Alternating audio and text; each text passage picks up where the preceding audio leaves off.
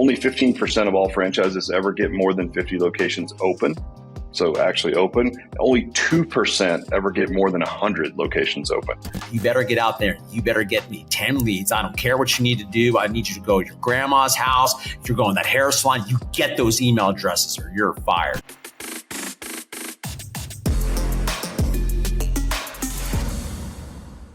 Hello, Gym World Worldwide. So excited to be back to you.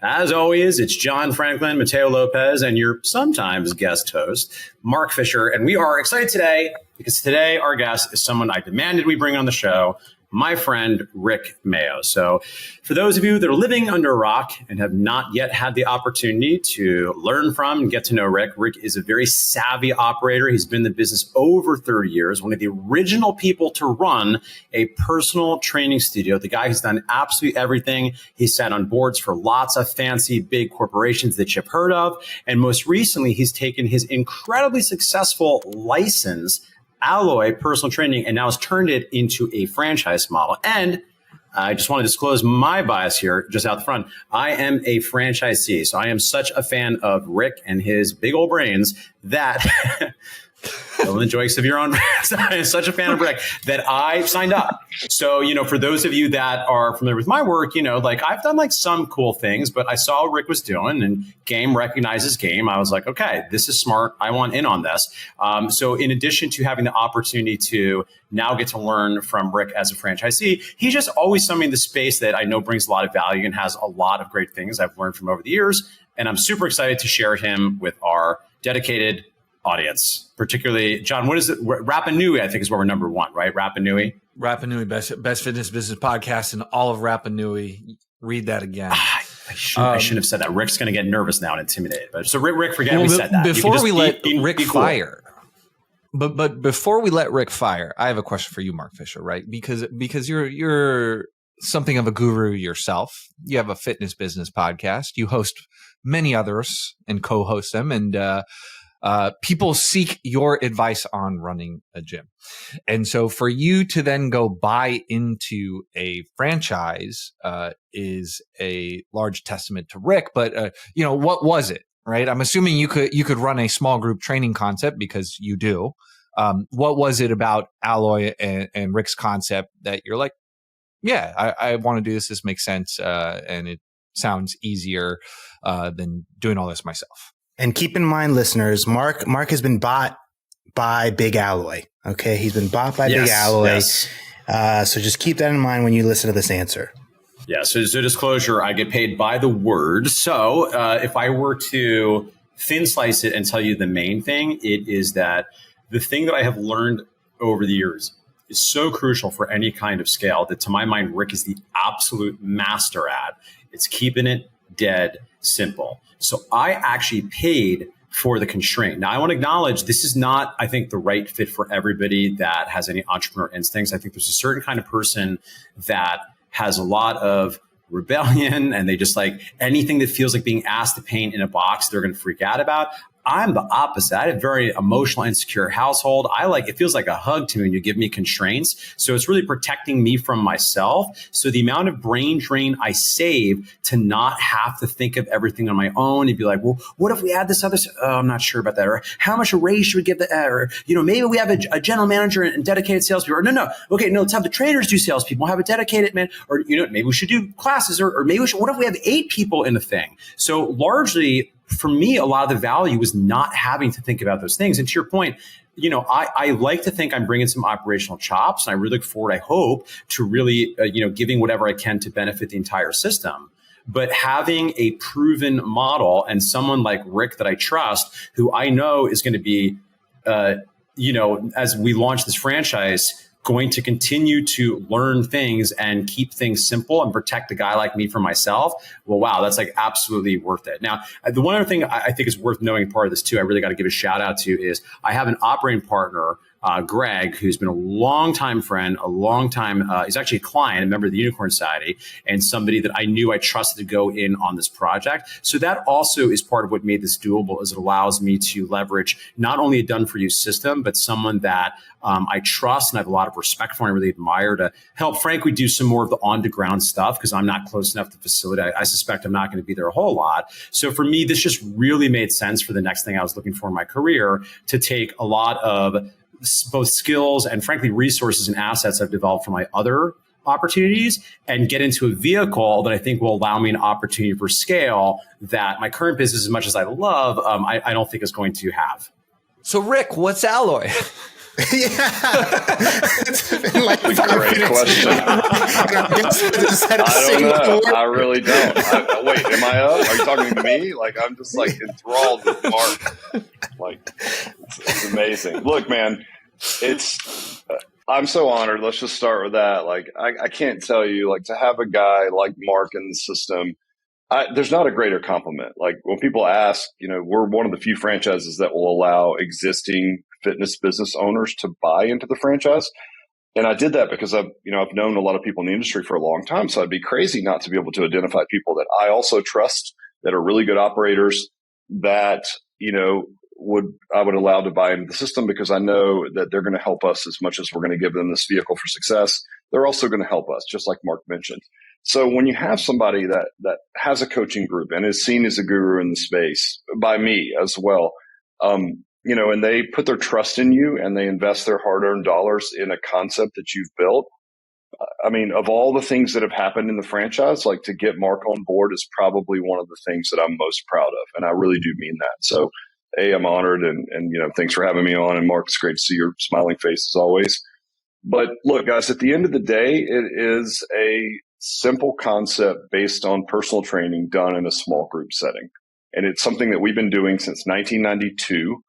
And we've really perfected it over time. And we've done a lot of things. I mean, I've sat on the board for giant franchises. We've built boot camps. We've taught one-on-one training. We've taught people how to do virtual training, all the verticals of coaching that you can possibly imagine. We've built business models, performance, comp models, pricing structures, sales systems. And at the end of the day, the real gap in the market and our specialty was always personal training in a small group setting. And to Mark's point, we've tried 8, 7, 4, 3. I mean, you name it, right? And we fell on this sort of 1-to-6 ratio as a number of people that we could offer a good value for personal training, but still keep that brand promise. And then you just build all the systems around that, right? And, certainly the way that we service it and the technology and all those things have evolved over the years. We'll continue to do so.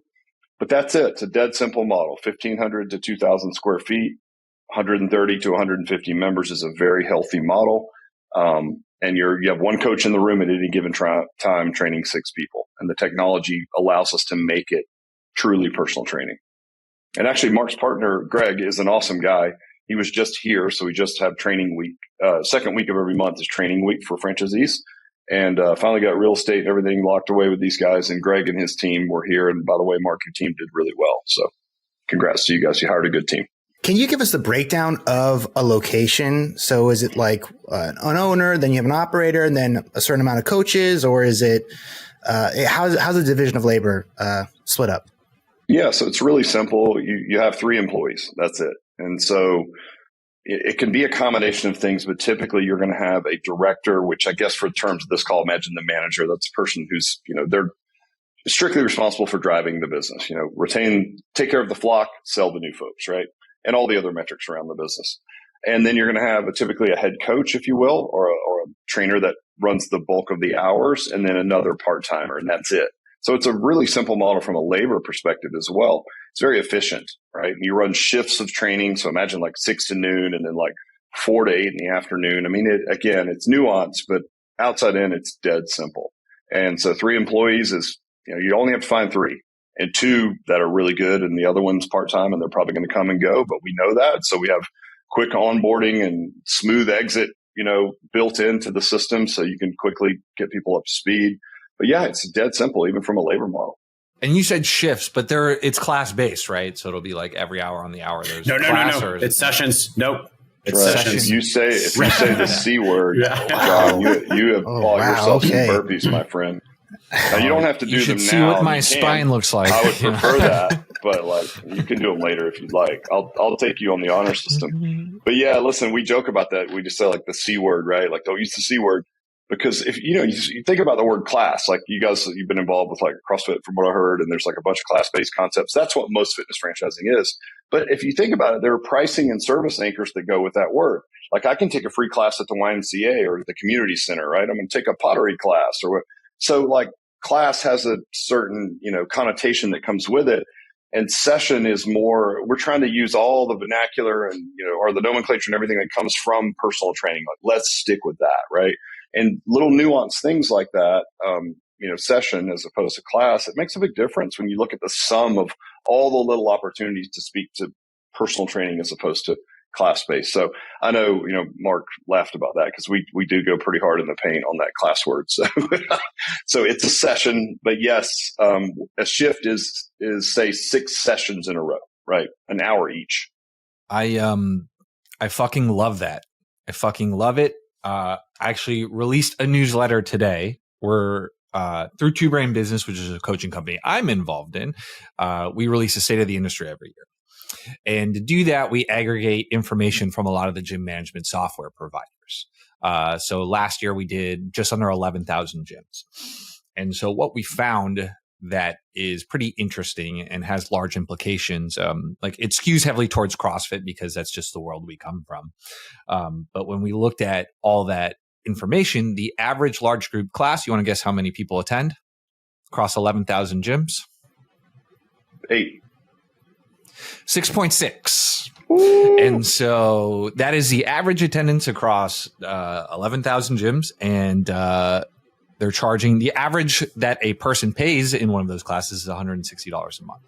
So having talked to Mark and people in Mark's group who seem to be very heavily influenced by some of the work that you've done, like the thing I'm trying to tell the world of CrossFit is that you guys are already doing small group training. You're just charging large group prices. And so having like a very clear difference there and calling it a session instead of class is great from just like just from a branding and anchoring standpoint. So I like this. I like this a lot. So we talked to people who run small group personal training models that do it 2 different ways. One is everybody's doing their own program. The other is everyone comes in and does the same variation of the same workout every day. Which is Alloy? Both, historically speaking. And indulge me for a minute and I'll tell you how we got to the system that we currently use. Because, again, the great thing about 30 years is like you can ask me anything and if we're not doing it or we are doing it, there's a valid reason. And there's usually like lots of years of data to say like, okay, we tried that. Here's why it didn't work. And I think that's the advantage, right, of being around forever. So when we first switched, it was around year 2000, right about when you guys were born, I think. We moved from small group or like one-on-one personal training. Now, mind you, at the time, you guys were doing 3,000 sessions a month. So it was not a bad business model, right? And we moved all of those people to what we are calling now, personal training in a small group. And the reason why was because, like, let's say Mark's coming in and he's like, hey, Rick, can I bring a friend of mine in? He wants to work out. I'd like to work out with him. And I'm like, sure. And so they come in, they're paying a little less. I'm making more for the hour. I'm helping more people. I can pay my coaches a little better. And you're like, And then they're like, hey, we have a third guy that we hang out with. It goes to Burning Man with us. Can we bring him in? I'm like, sure. Now there's 3 people there. I'm paying a little bit less. I'm still making more per hour. It's like, and so they're having more fun. There's more of a professional boundary for coach. And so I'm like, wow, this is like a win-win-win all the way around. So we ripped the Band-Aid off and said, we're going fully to this model, right? It took about a year to get all of our customers to like buy into this thing. Because, everyone hates change. So they ended up loving it, but they didn't like it at first. So it took about a year to get all of our clients over to this model. Well, obviously in one-on-one training, you think you're running personalized programming for everyone. And we were to a certain extent. So when we moved to personal training in a small group, we were absolutely convinced, like you have to do custom programming for everyone in the group, right?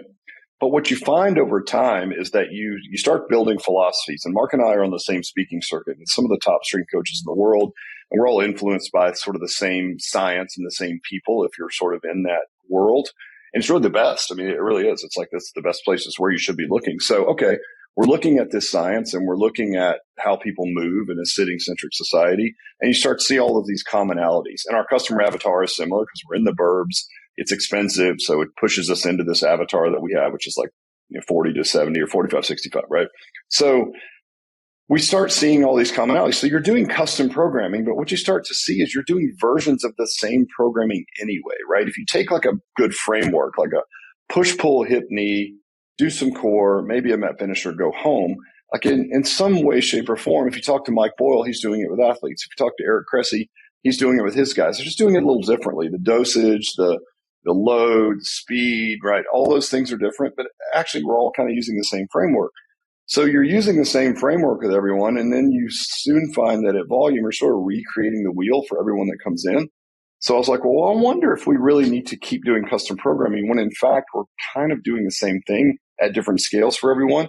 So our first iteration of trying to create a systematic approach was to say, okay, we're going to do the same programs for everyone. We're going to create, say, 3 different workouts throughout the week, but we're going to rotate those workouts through different coaches because we were worried about the perception of someone looking around the room and saying, I'm doing the same thing they're doing. This is not personal training, right? And because we'd always done custom programming, even though it was similar, it was custom. So we're like, all right, here's what we'll do. And it was so confusing. This was a terrible idea. We had like, okay, say I'm coach number 1 and we had 3 workouts for the week, like an ABC. On Monday and Tuesday, I'm going to run the A workout with my clients. Now, coach number 2 is going to run the B workout. Coach number 3 is going to run the C workout, whatever that was. And so that way, if someone looked across the room, same coach might be running the A workout, right? But people would see different things. And all that's great, except that our clients, because we were systematic, they can work with any coach they want. So by Friday, all bets were off, and you had a coach that would walk onto the floor and they would have like an A, 2 C's, a B, and a, you know what I mean? It's like they're running custom programs anyway because the schedule had gotten all jacked up. So not everybody worked with the same coach at the same time. So then, but in that transition, no one noticed, by the way. It was fine. It got a little easier for coaches. So I was like, all right, well, maybe if we just run the same workout, but we just do versions of it, right?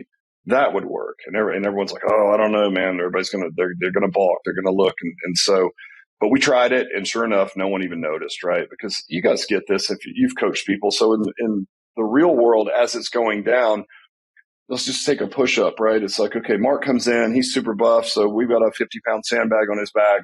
There's a 70-year-old lady that's never worked out doing push-ups against the wall. We see it as a push-up 12 degrees separated. The customer doesn't even think they're doing the same thing at all, right? And then you take into account our customer avatar, which they have a few chinks in their armor if they've lived long enough.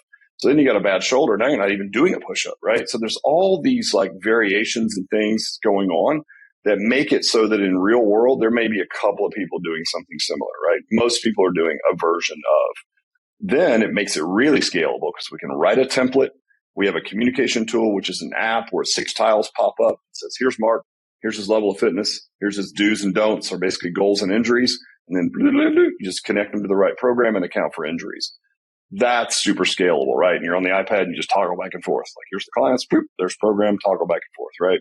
So it evolved into that eventually, but we didn't start that way. So for anyone listening, it's like, I don't know, man, my clients are really used to custom programming. They really don't care. It just depends on how comfortable you are with it and how you're going to present it.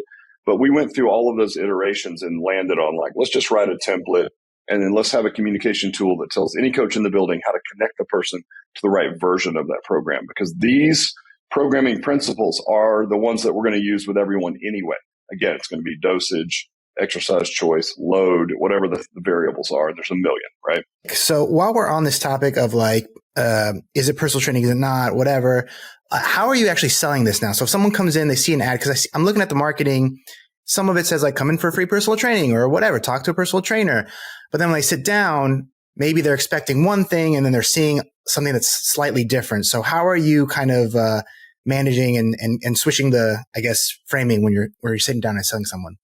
Yeah, I mean, look, it has personal training on the door, and that also has pricing and service anchors that come with it. So I know, like, in the curse of knowledge that we have as fitness professionals, you assume that if it says personal training, people are going to come in with this preconceived notion that it's one-on-one training. Most of our customers honestly never mention it. I mean, hardly ever. I never hear it from franchisees. I've never personally experienced it where someone sat down and said, how exactly are you going to be personal training me? They really don't care. They're like, I have a goal. All you have to do, and we have a full-on, like, scripted sales process, which is also a lot of gathering of data. And it's also telling the customer that we know what we're doing. And so when we're finished with that process, no one ever says, well, how are you going to personal train me? Is it going to be one-on-one? They really just don't ask. And so it really has, I know what you're thinking. And as a fitness professional, I get it. It just doesn't come up. So like after doing it for 20 years, like no one ever asks, how are you going to service me? It says personal training. We run a process that tells them it's personal training. How it manifests itself on the back end, they could care less, honestly. And without over explaining what it is on the front end, because we don't, when they get into the small groups, if you read any of our success stories, they're always like, I love the fact that I'm in a group, but they can still give me exactly what I need because the other people support me, but I still get to account for my injuries and my fitness level and what have you. So they really speak to exactly what we like about it. It's like you still get the personalization, still personal training, and we feel like we can meet that brand promise, but also you have a community, right? There's other people holding you accountable. It's a lot more fun. One-on-one gets a little boring at times, if we're honest. So I don't know, Mateo, it's a great question. And we get it a lot from the fitness professional side, but just in real world, it never manifests itself that way. Sounds great. I'm ready to sign up. If I can pull out two things that I think are useful for listeners to consider when they consider their business. I mean, first of all, this concept around really anchoring to personal training as opposed to classes is so important. And there's some obvious reasons for that too, right? Because it's not only the anchoring, but just practically speaking, you're going to build your SEO, your ads, your Google, what you show up for under the map when people are searching for personal trainers near me. And from a price point, you're going to compare very favorably. And as Rick says, most people don't necessarily care that it's going to be one-on-one. And honestly, maybe if you do have an issue here and there, I think the lion's share of people don't care. Because I'll give one other experience share as regards to this other question around what is too templated, what is too individualized. And like, listen, there's room for reasonable people to disagree. And I think, John, you're right. We're still seeing, I think, a little bit of a bifurcation between two approaches to small group, which historically, by the way, in my corner of the industry is referred to as semi-private. I think we've largely moved away from that model because, again, a consumer is not going to Google semi-private. They're not really sure what that is. It's personal training in a small group. So there are likely people listening and some gym owners and some of them my friends and some of them my clients that are adamant that like it has to be customized and needs to be individualized. And, I would just like plus one Rick's perspective on this, having done this for many years. Listen, I think we all know we're asking the question, how do we create the best business vehicle to deliver these services with the best possible training experience? And to my mind, listen, can you do maybe a 4-on-1, maybe even shoot for a 6-on-1 with an individualized program? In some cases, if you're an absolute freak, right? And they exist, right? We talked to my good buddy James Pratt on the show recently. If you're a freak, then maybe you can do that. But if you want something that's going to scale, that doesn't require a team of rocket scientists, genius that are super charismatic and really adept exercise physiologist people, I think this slightly more templated approach, which as we've established can still be pretty individualized, is the way to go. Now, again, if I were to steel man the more customized program, like, okay, listen, you can play with the numbers, right? Maybe, okay, you do 4-on-1, maybe you're going to increase your price points by another 20, 30% off of what you might charge in a 6-on-1. To my mind, I just don't see that as scalable, number one. And number two, trainers, don't get mad at me. I promise I'm a nerd, trainers. I'm a nerd with you. I just don't think it's that important at this point in my life and career, at least not for the general population. And I would say from our corner, I think for Rick and I come from, and, Rick, I'd be curious for your hot take on this. My sense is to some extent, we have a little bit of a different challenge because sometimes we deal we get a little too rocket science-y sometimes for our own goods because you have all these tip of the spear individuals that are looking to optimize because a lot of what we're pulling from is the rarefied air of elite sports performance. And by all means, I have benefited tremendously from that educational pedigree.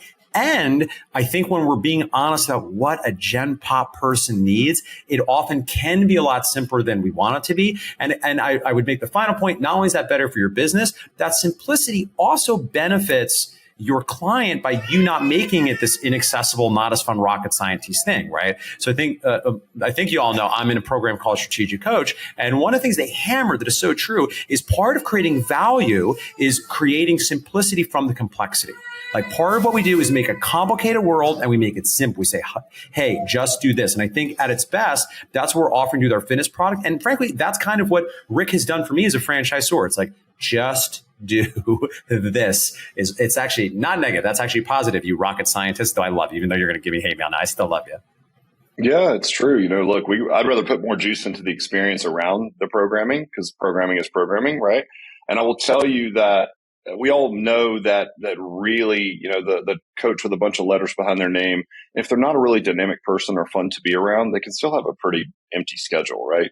Then you go down the street and there's some kid working at LA Fitness and he's really good looking and he's funny and you'd like to have a beer with him. His schedule's packed, right? He just does dumb machine workouts and we're all like, because we're all in this, again, scientific mindset. But it's like, look, that guy, if he's not hurting people, he's probably helping a lot more people than the person with all the letters who can't get anyone, can't get out of his own way or her way because they're just geeking out too much, right? So I think somewhere in between though, right? Like what I'm proud of is like, look, we're not like a Russian vodka bar, set up with like a headset and just music. And we're just like, go, go, go. And there's no training at all. Like, I don't like that. But also like, you can't be too scientific. I think if you can create a great customer experience and have some integrity around your program, right in the middle of that, you guys, is where the rubber meets the road. And that's what we try to understand. It's like, okay, temper some of the trainer geek side that we love. But also like, let's not discount the fact that if you can have a great experience, I mean, look at some of the franchises that have historically, at least over the last decade, been very successful. Very light on programming, just high on fun and customer experience, right? And you got to think about this through the lens of the consumer. I mean, they're just going to get up in the morning, got 500 things going on. Working out is not their favorite thing. They're going to tick that box for the day, right? If it can be more enjoyable and just loud music or whatever, right? So be it, right? So I think somewhere in between is really what we're trying to hit, and that's really key, I think. We have a new co-host. What's up? New co-host entered the chat. I'm going to get us all those ratings. Oh, we're going to stay number one in Rapa Nui with this. Oh, wow. Oh, wow. You taught her that? Da-da-da-da-da-da? Yeah, she knows all the moves. We've looked at a bunch of different franchise models on the show. We've seen a lot of the large group stuff. So you have your F45, your Orange Theory on the other end. Seems like there's some big box ones. You have your Planet Fitness of the world and kind of low cost providers. And then we've also looked at a couple that do personal training. But are you guys the only franchise for someone who wants to run a small group training model, or are there other people in the market? Currently, yes. I mean, obviously, like we've been doing it a long time, so it was, and we're going fast. Like we've awarded 150 locations in a couple of years. I mean, it's going quick. It was like 20 last month. It looks like we're on pace to do that this month. So if we're doing 250 locations a year, that's probably too quick, right? We'll probably slow our roll a little bit because like I got to support guys like Mark, make sure their operation is successful, scale our team, all the things that come along on the backside of really brisk sales. But I think we're first to market with it as of now. And there's always going to be a Pepsi to our Coke, if you will. I'm from Atlanta, so of course we're fans of Coke here, but Coca-Cola is a big brand, but there's going to be RC Cola and all the million others that come along behind us, as there should be. But by that point, I think we'll have, enough market penetration where it won't matter so much. But right now we're the only one. And what's interesting is, when I'm talking to a franchise candidate that's not someone like Mark, right? They're just an investor, and maybe they're working with a franchise consultant who's like, tell me about what you want the day in the life to look like. And they're like, I want purpose in my life. I'm tired of working at corporate, and they do really well, but they're like, I want to do something else. And they present Alloy. It's really interesting how immediately, like that simplicity is not just to the consumer, it's also to the investor, where they see it and they're like, this makes sense. And they might be looking at other fitness concepts, and we always win because they look at the others and they're like, well, there's definitely a gap. Like this is different, right? So as much as you would think, well, it's not, it really is. And it's even recognized by by the investor groups. So I'm not the crazy founder that's like, no one's will ever do what we do. Or, I'm not that guy who's like, thinks his stuff is greater than it is. But at least for now, we're the only ones in this gap in a franchise structure that's offering personal training in a small group setting. Well, I was just surprised because like the model's been around for a long time. You said you've been doing it for over 20 years now. Why has no one done this? Like it seems to work. We have a lot of case studies on the show of people running similar models and doing it well. Is it like dependent on the operator? Is that the big hang up here, or is it just? You mean why has no one franchised it? Yep. Or why has no one built it's a obscenely 200 expensive location to franchise? chain? It's like, yeah, it's. I mean, look, franchising is not for wimps, right? You're probably going to be $5 to $7 million before you even sniff break even, and there's just a lot that goes into it. So, like, we had a long runway to get there. Part of which was sitting on these boards and getting a peek under the covers at what franchising looks like. So, approaching franchising is not for wimps. Here's some stats for you. So, only 15% of all franchises ever get more than 50 locations open. So actually open. Only 2% ever get more than 100 locations open. And unless, like, in a model like ours, we'll be royalty sufficient, which means like the actual clubs are supporting, our expense model as a franchisor at like 70 some franchisees. So you're really up against the odds. Like, you really got to have your shit together if you think you're going to get down the road and have a successful franchise. And a lot of folks launch it, they run out of money, or they just stall, or the operations aren't as tight as they thought. So it's just a bear. And I'm not trying to overstate that it's so difficult, try to scare people off of it, but it's not easy. That's why only 2% get 100 open, right? So I would say that's probably why people haven't gone to franchising yet. And I know, like, our model makes a good corporate model as well. Like, that was another option for us early on. It's like, our model as a franchisor is a percentage of top line revenue, and our top line revenue in our studios is relatively low compared to some other brands, but the profit margin can be really high. That makes a better owner model if you think about it. Great for Mark. For me, I'm going to have a lot of units in market, right? So you would ask then, why wouldn't you just do more corporate stores? And I think there's no right or wrong answer to that. Like, we certainly could have. It takes more capital, so you can go faster using other people's capital. That's what franchising is all about. It would have been more profitable, right, to stay all corporately owned. But also just, why are you doing what you're doing, right? I think is another question. So we certainly could have gone corporately. I don't know why other people haven't. I can't answer that other than it's just real expensive to do so.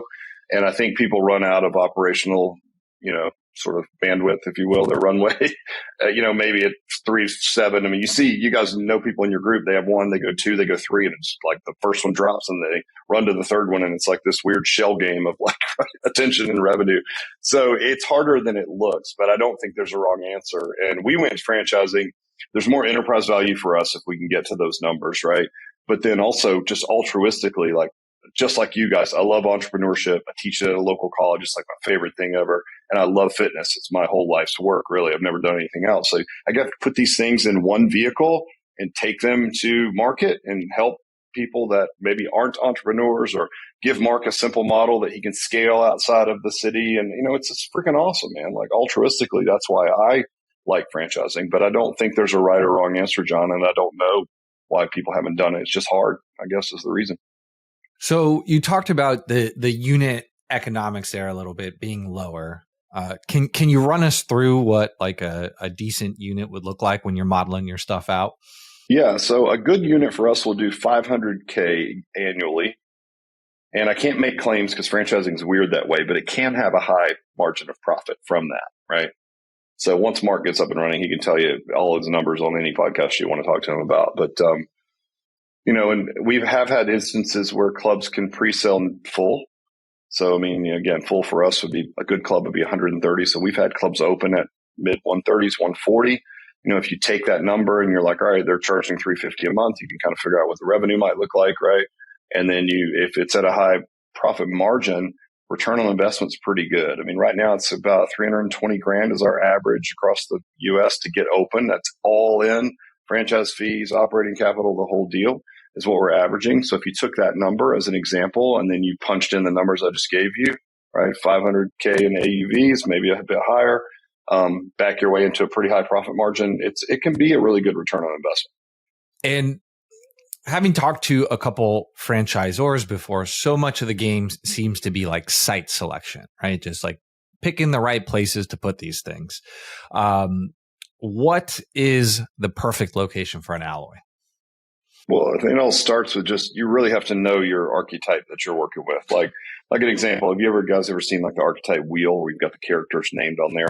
So our main character is like mover shaker, right? Which is like someone who's, again, imagine, you guys in 20 years, right? Like you're an entrepreneur, you're very successful, you make your own schedule, that type of idea. And that's really our main archetype. So it's like, okay, if you take that person and you've got an age bracket now and you've got a threshold of household income or median household income, you start there, and then there needs to be a certain density of those individuals.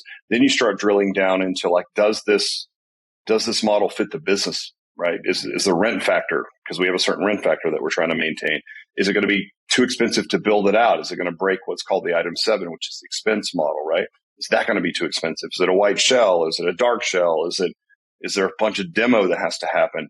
So there's a lot that goes into it, but to first just find the spot. Is it target rich environment for our customer archetype? And if it is, great. Then you start looking at ingress, egress. Are there other products and services in this area, brick and mortar, that our customer will participate in? Because that's going to draw more people to the area. So there's a lot that goes into it. There's like 7 layers that we look at to do that.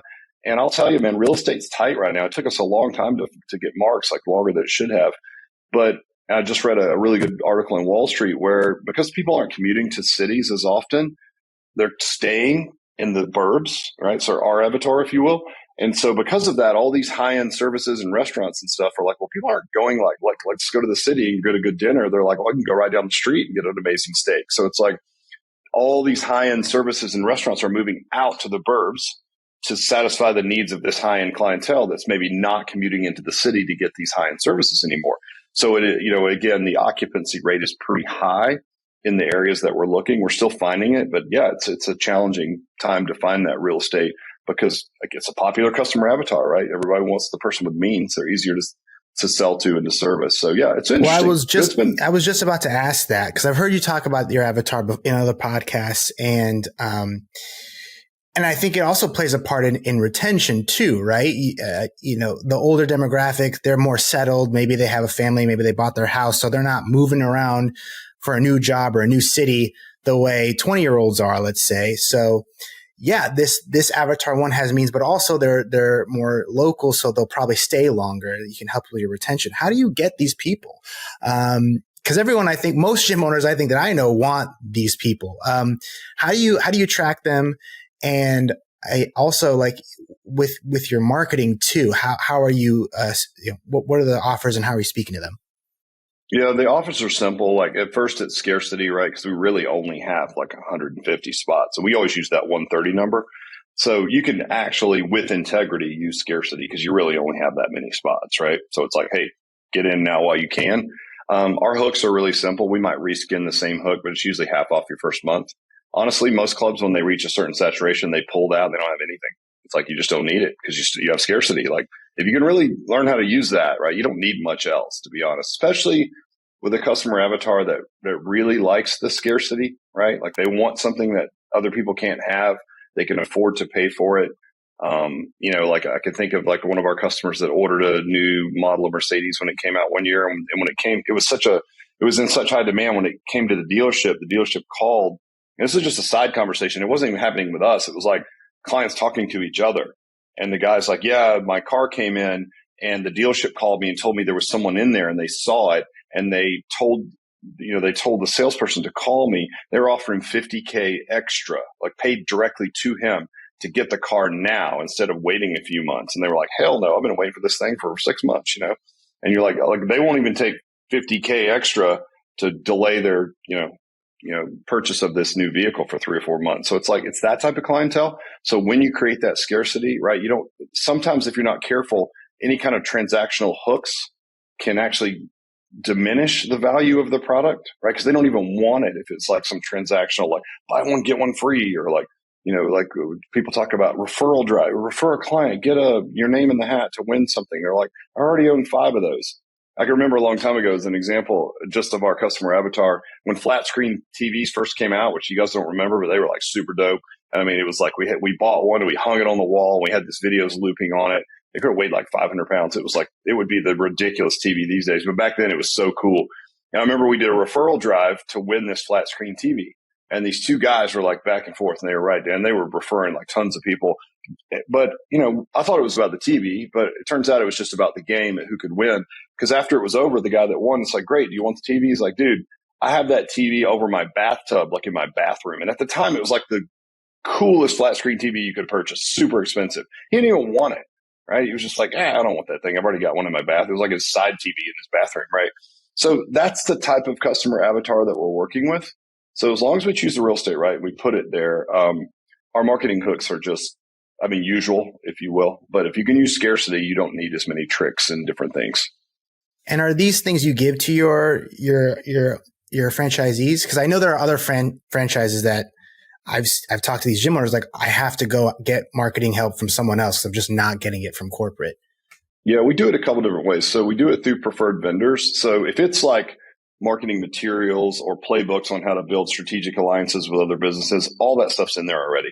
Like when you have your pre-sale, you can click on your pre-sale and it's going to give you like all your written materials. You get your starter kit. All that stuff's already done. That's like your tent and your table and your flyers and all that stuff. And then we have a dedicated vendor that you work with who offers a really steep discount just during pre-sale. After that, we've got savvy folks like Mark who might be like, hey, I can do my own Facebook advertising or whatever. And the volume is relatively low, right? You're not looking for 40 new clients a month. So it's like, all right, if Mark wants to run his own marketing post pre-sale, go for it, right?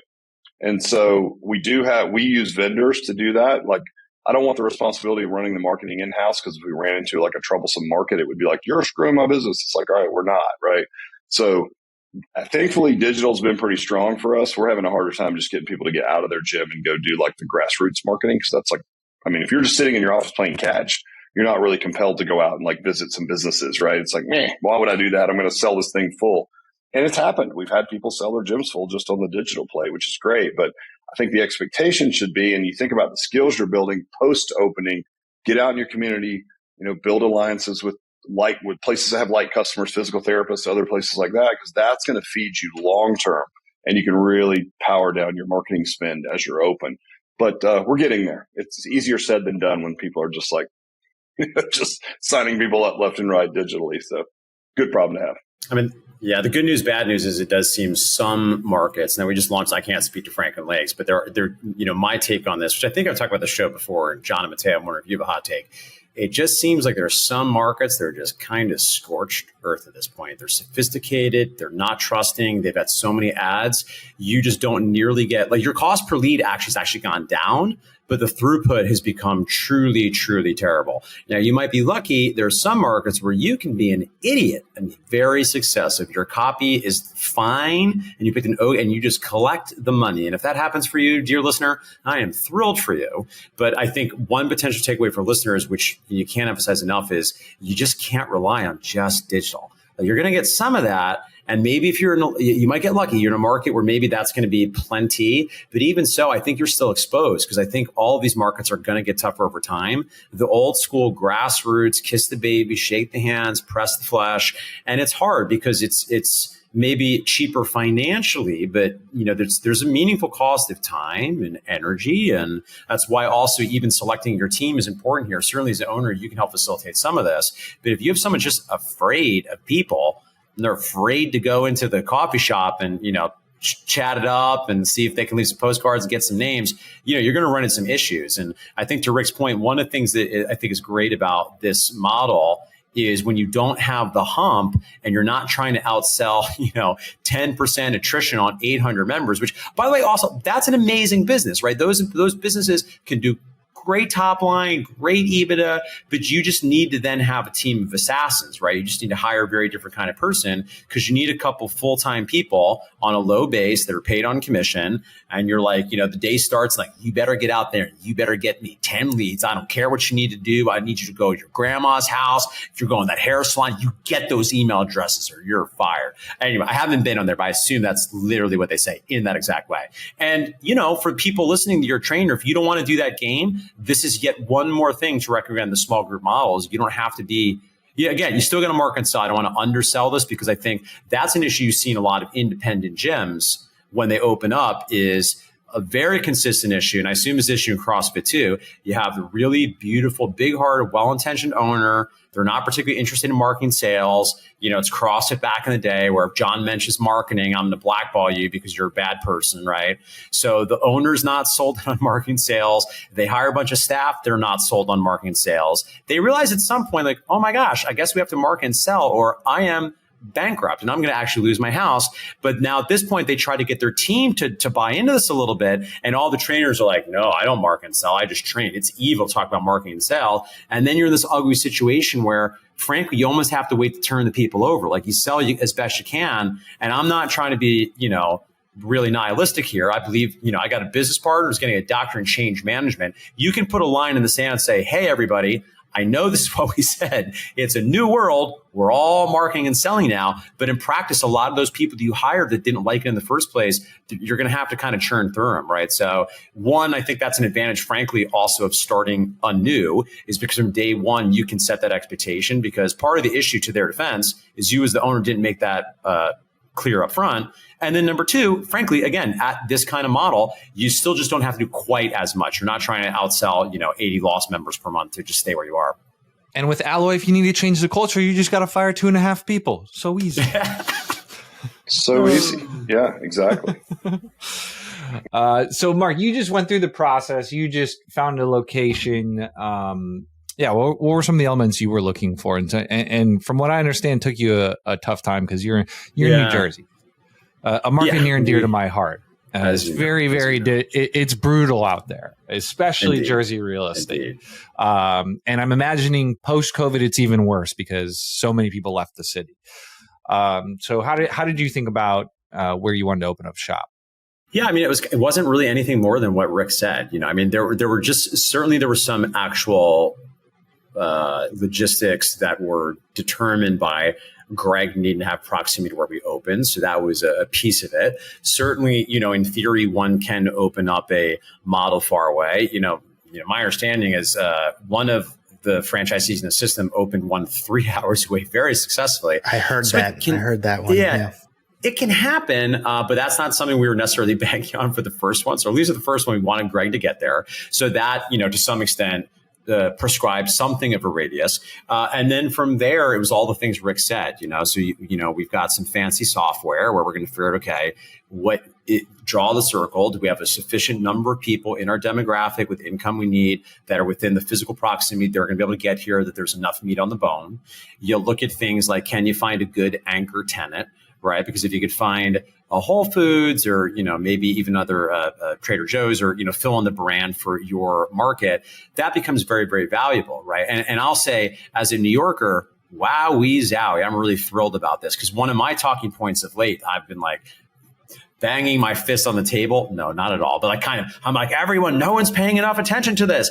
Different markets are just different, which is the stupidest thing I've ever said. But I think in the guru space, this is massively underappreciated, that the way you market a business in a tier 1 city is going to be very different than the way you do in a tier 2 versus suburban market versus a rural market. Now, can I send my people in Hell's Kitchen on 9th Avenue onto the street with flyers? I can, but we're going to have a massive number of transient people. Even if we go to the restaurant, the brunch place, like, a lot of those people are going to be tourists. They're not local. They're not even necessarily from that neighborhood. Now, that's not to suggest if you're in let's say a suburb of Kansas City, that you might not have people commuting from another hood to get there. But by and large, if you are in a shopping center with a grocery store, a lot of those people, it stands to reason, live in the area. And if it's a higher end grocery store, whoa, Nelly. Now, we'll see what happens. And, maybe our landlord will yell at us for this at some point. But, we are not shy at all about the ground game thing, where it's like, I expect my amazing team to make a lot of friends in that parking lot, in a way that is kind and, not too aggressive. But, I'm just excited about that. Because, again, even in Mark Fisher Fitness, we just don't have that. We'll never have that in New York City. We might have some other advantages, but I, for one, am excited about that. And so those are some of the things that we consider as we were looking at possible locations. Mark's partner, Greg, actually operated a gym 3 blocks away from us in Hoboken, New Jersey. And he's one of excellent selection by Mark on both the concept and the partner, because Greg has the gift of gab, and I knew you guys were thinking about this, because anytime Greg faces a problem, I'll get a text, be like, hey, what's the best strategy for like pounding the pavement? What's like the best article you've read about pounding the pavement? And then he'll just like read that. And I don't know if he actually does it or not, but like, he wants to get everybody in the network involved, He's in. And, Greg's superpower too, which is hard to replicate, is he has a crazy zigzag. I tell him I'm here because he comes a little, he might at first blush think, oh, this is kind of like a Jersey guy, right? Like his face he's got a little bit of accent. He's a little face doesn't move a lot. Is that what you said? But his he's face, so sweet. Yeah, like he's just Jersey like things? Well, because like no, his face is like stoked. Because my face, I'm like, it's like my daughter is like, are you even a human? You're this strange animated Muppet thing. It's like your face. Yeah, it's Greg. Greg with the fucking Jersey face. Yeah, exactly.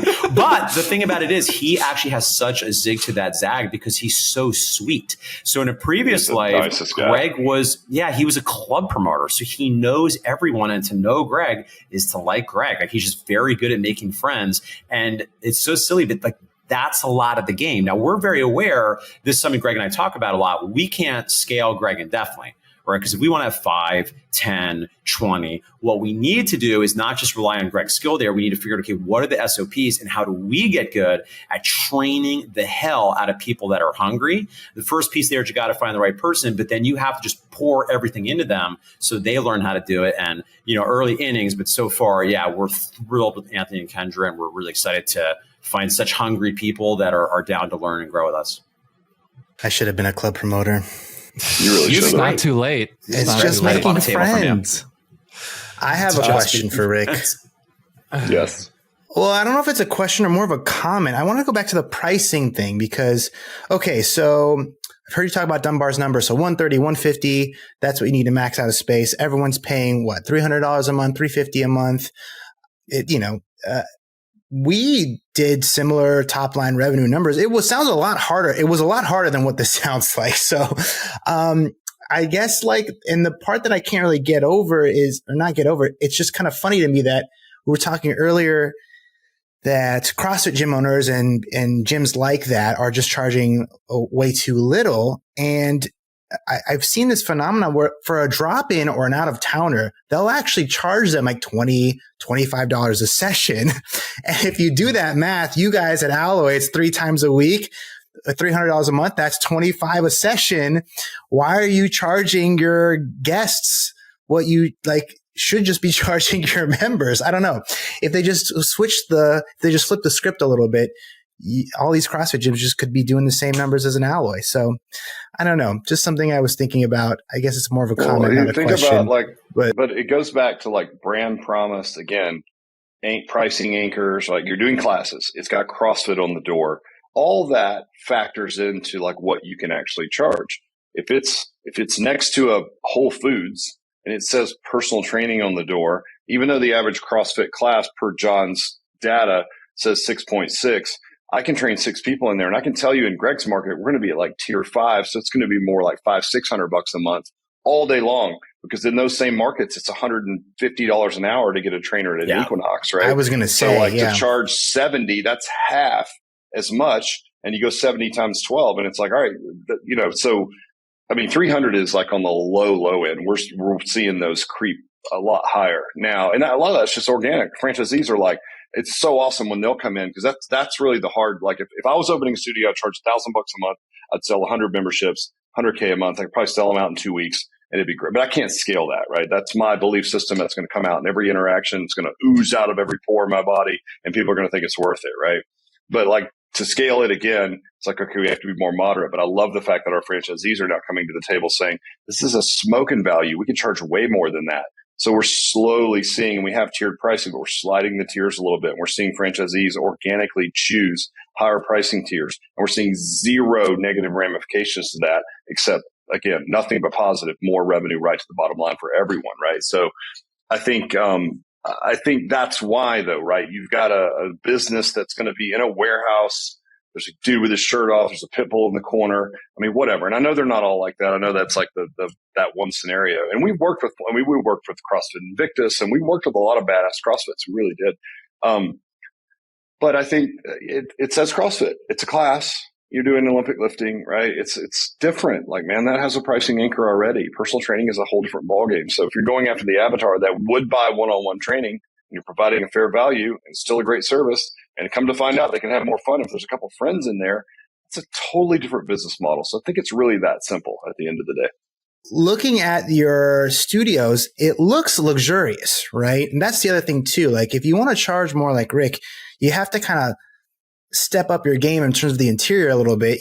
All your studios look, immaculate. And I guess something I wanted to circle back on for my previous question is, how do you keep the thing clean? How do you keep it clean if there's only like 2 people that work there? Because it looks clean. It looks like it's always clean. And it looks like it has to be clean if you're going to be charging $500 a month for someone to do personal training. Well, it's a small space. We don't have showers, right? We don't do showers because we're a destination. People are only driving a couple miles, and it's like in and out, right? Quick. So they're not showering there. We don't have the avatar that's necessarily like coming in at 6 a.m. because then they have to like rush to work. So they have to be there at a certain time. Think about that person who's coming in, who's master of their own destiny, and they control their own schedule. I mean, we're as busy at 10 and 11 a.m. as we are at 6 a.m., right? Because we don't have those like before and after work rushes per se. So it's a bit of a different avatar. So if you don't have showers and you have a small facility, we handle it with like post-shift cleanup duties, if that makes sense. So it's like, all right, as soon as the shift is over, these are the 3 things you have to do. And it's just spot clean. And then you do a deep clean like once a week, and that's it. So it's really not that difficult to keep it clean. And again, design-wise, clean, simple, bright, not Russian vodka bar, right? Because that's going to go out of style with LEDs and all that stuff. It's like, our avatar doesn't even want that. Like, let's keep it clean. Let's keep it simple. A splash of color, bright white, bright lights. That's what our customer likes. And so it's easy when you know that, you build it that way, right? It's just simple.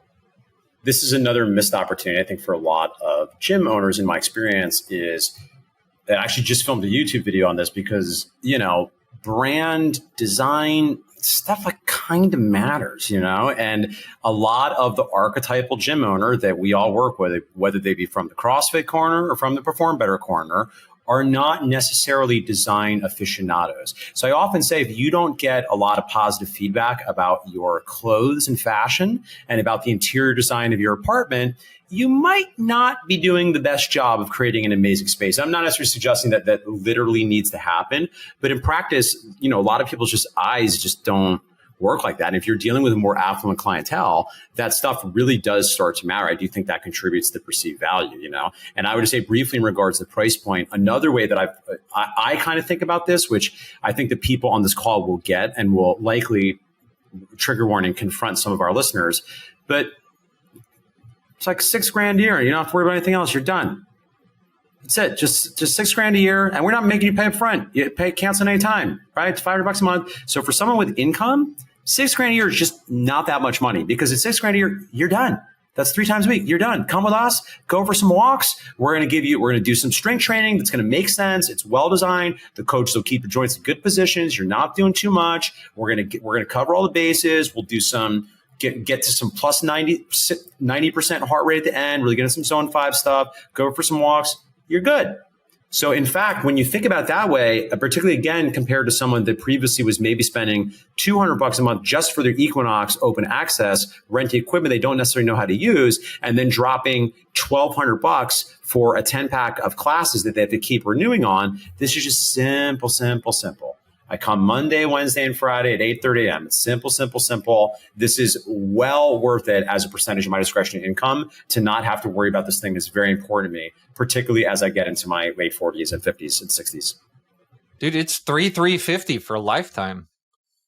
Well, yeah. I mean, and John, look, it's like the average price of personal training in the U.S. is around $80. That's average. That's the whole U.S. I think our highest price point market for 3 times a week is like 70 a session. So we're better than the average, and that's taking into account all markets, right? The average car payment in the U.S. right now is $815 a month. It's like, look, $500 a month for someone with means to be healthy and to have a place where they can go and have an outlet doing something they know they need to do, with a group of their peers, that's not a lot of money for these folks at all. It's really not. It's like Mark said, can I just pay in advance? Like, I don't even want to do monthly stuff. Just let me give you $6,000. It's like, sure. I mean, honestly, it's like, it's dropping the hat. It really is. And so, not to be flippant about it, but like, hey, that's the avatar we're going after. And that's the plus side of this avatar. Like, it's just not a lot of money. The only roadblocks and head trash we have to work around is again, coaches, directors, don't sell out of your own pocket just because you can't drop $6K. Yeah, exactly. Like, look, man, this person, like, think of your parents, right? You're probably still living in their basement. They are uber wealthy. Like, would they have a problem with this? I'll tell you, like, we have our youngest franchisee in our system's 23 years old. I thought it was really odd that she was investing in an alloy because she's a beautiful girl. She's like an influencer. And I'm like, I'm just not getting it. So I had to ask her. I pulled her aside at our discovery day and I'm like, hey, so what is the deal? Like, I don't understand this at all. Like, why are you doing an alloy? You don't fit our avatar. She's like, look, I'm the customer I don't want. My friends and I, we hop around from one new concept to another. We're always trying out the latest, like, grand opening special or whatever. It's like my mom, on the other hand, which is basically my age, she's like, my mom, hired a personal trainer 5 years ago. She goes 3 days a week and she said she'll never quit. That's the business model I want. And I was like, that's a great answer. That's a really smart answer from a 23-year-old. So, but she's right. Like, it's nothing for her mom. Her mom's, owns a horse farm and does all. It's just like, that's not a lot of money for these folks. It really isn't. So once we can get the investors are fine with it. Once we can get, again, that passed all the way through, it's like, it's such an easy sell. It really is. But to Mark's point, you need that, like, this was a brand and aesthetic. Creating that honeypot for this type of customer is something that we took for granted. And if I was to do it over again, now having, we've probably built close to 1,600 websites at this point. We can see, like, what the difference between a shitty and a good online presence does to a business. But then within the gym itself, like, Mark, you own some real estates. Those guys look at every single thing in terms of ROI, right? Like, especially for a short-term rental, right? They're like, I follow these guys on Twitter. It's like, you put a stock tank in the back of your short-term rental. It's going to increase your nightly rent by $35, which is going to increase the purchase price by like $200,000. So you spend $6,000 on the fucking stock tank so people can take their Instagram photos, and the property is worth $100,000 more. Like, it's common sense. And I don't think a lot of gym owners think that way when they're building out the space, choosing the flooring, like the smell, the location, and some of these little things that seem expensive when you're starting the gym can make the gym worth hundreds of thousands of dollars more in the future, because it allows you to charge $20, $30, $40, $50 more because it feels like a premium space. Yeah. I mean, ours is so simple. There's nothing in there really. I mean, it's like functional equipment. You guys know what that means, right? And so, like, what do you need? Like, well, you need a backlit sign because that looks kind of cool, or you need a logo on the floor. I mean, there's just a couple little pops and make a difference, and then organize it in a way that, like, when you walk in, because, when you're doing functional training, there's a lot of toys, if you will, around. And if those aren't organized really well, it looks like a freaking train wreck. It looks like a kid's playroom, right? So organize your toys. Like, it's that simple. So, but hire somebody. It's not like we did this on our own. I mean, yeah, we had plenty of empirical evidence from doing it, but you go out and you pay an obscene amount of money from some architect that knows their stuff to come in and design the space based on your archetype, right? And then they say, ta-da, this is what your people like for colors, lights, floor layout, simplicity, whatever those things are. And, like, hire experts, pay them. They're well worth it. And you get what you pay for. And they'll design something. And it, like, when I first came out, I'm like, well, that's really silly. It's like so simple. Like, I could have done that, but that's the beauty in it. I couldn't have, right? And lo and behold, it's well received by the consumer. I'm like, okay, never mind. You do know what you're doing. Or you could just get an Ally franchise. And that's the point I was trying to make. Just do an Ally. It's so much easier. Just like, tell me what to do. I'll do it. Okay, I did it. It worked. Exactly. Okay, good. Yeah, so you could just buy an alloy, but what we haven't discussed yet is, who are you looking for, Rick? Like, obviously, if you could have a million guys like Mark, that'd be a pretty good system, or maybe it'd be worse, because it's just so Mark knows enough to be dangerous. Because we'd be so successful, we'd all be making so much money, it'd be boring. Yeah, we don't want too many Marks. We want to have to work for it a little bit, right? So who is the ideal person you're looking for to open one of these things? Yeah, look, I mean, at the end of the day, like, it starts out with financial qualifying. Like, we have some fitness guys. We're really picky about that because most fitness franchises don't allow fitness people, like we mentioned before. But like if I trust them and I know they're good operators and understand the situation, like we'll do it, right? But we're really not looking for people that currently own gyms. That's not our market. And to be honest, like when you look at the sum of all the studio owners, they normally don't financially qualify. And if they're doing well enough to financially qualify, they have to be very savvy, like Mark, where they're like mature enough to be like, okay, I get it. I'm a crazy entrepreneur, but if I want to do 10 or 20 of something, I have to like temper that and go with something that I can scale. That's a mature play. That's after you've scratched a lot of your entrepreneurial itches, right, to get to that point. So fitness folks, not as much, but really it's just people that can lead people, right? So they're investors. They're coming to us. They're already financially savvy, typically can run a performer like a champ, right? But can they hire and lead the right people? That is the crux move. We're not going to let you put it in the wrong place. We told you about all the archetypes. We get final approval. So we're going to make sure it's in a great spot. Check. The next, it's the people, 100%. And we often use this term that I learned on a podcast, which is, are you the person that you're looking for is looking for? So when I'm looking at our investors, I'm thinking, can they sit down with someone who's going to be the face of their fitness business? And you can imagine and we know what that person looks like. They look the part. They're outgoing. They're fun to be around, right? Are they going to sit down with that person and be able to convince them like, hey, like join me. We're going to go and conquer this local community and change some lives and make some money. Are you with me? Right? And they have to be that person. So I have to look at them and think, okay, you're financially qualified. You seem like a solid person, but can you attract a fitness operator to join you on this journey? And they don't have to be fit. They don't have to know anything about fitness. They just have to be a good leader, right? We want to know a lot about their leadership background and what they've done. And, that's the kind of questions that we're asking in that process. So financially qualified first. I think it's tactical. That's a given. And next, can they attract and lead people that, are going to be the faces of these gyms? That's it, John, at the end of the day. So, Rick, we're running close to time here. Where should people go if they want to learn more about you and Alloy? If you would like more information, reach out to alloyfranchise.com, and I will be happy to help you. But no, listen, alloyfranchise.com, anywhere on social media, find me. Look, once Mark's up and running, ask him how he likes it. I think he's going to do really well, so I think he'll be a great validator for us as well.